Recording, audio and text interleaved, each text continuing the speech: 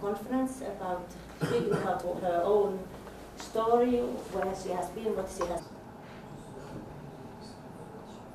Leading others, but leading yourself. Like also the worst motivator, because it gives you heart. Part in that, I wrote a letter on what are the ways that I was in 3 different elections and was a part of municipality board for 4.5 years.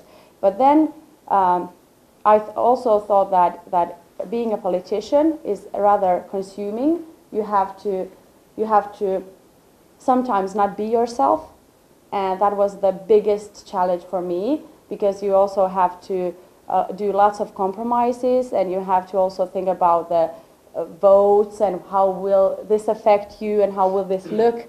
And it's not about how things should be, it's how they look and how they appear, and trying to win votes and this and that. And basically I have gathered that I'm not such a good politician.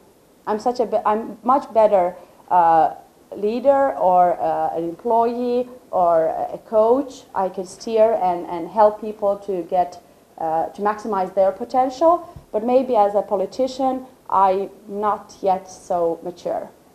So that was one of the reasons I also thought that it should be better for me now to resign and not go to another election and concentrate on these other passions that I have in my life. One of the biggest problems to learn anything is that if you are too perfectionist and if you're too afraid of the final result. So that hinders your learning.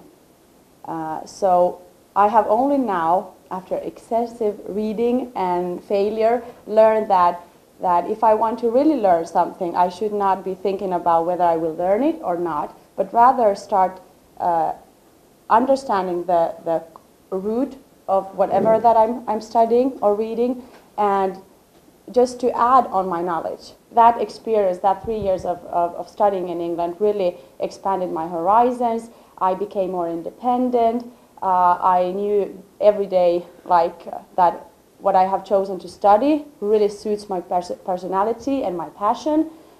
Humans are the biggest passion that I can find, talking to people, motivating them, learning from them is really energizing. Although I must say that there are days when I'm not a people's person, because it's also consuming to deal with different conflicts, to adjust your mentality to theirs, to understand that their dilemma, although in your head it doesn't sound as bad as the previous dilemma you just dealt with, but you have to deal with every situation in the way that you respect that person who is actually going through that.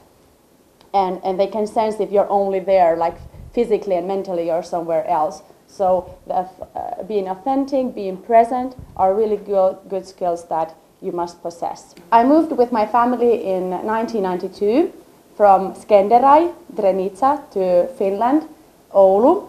And in the beginning I was in shock, where have I come? It's cold, it's snowy, I don't speak the language, and I really miss my home, and this was nothing that I was promised Finland to be.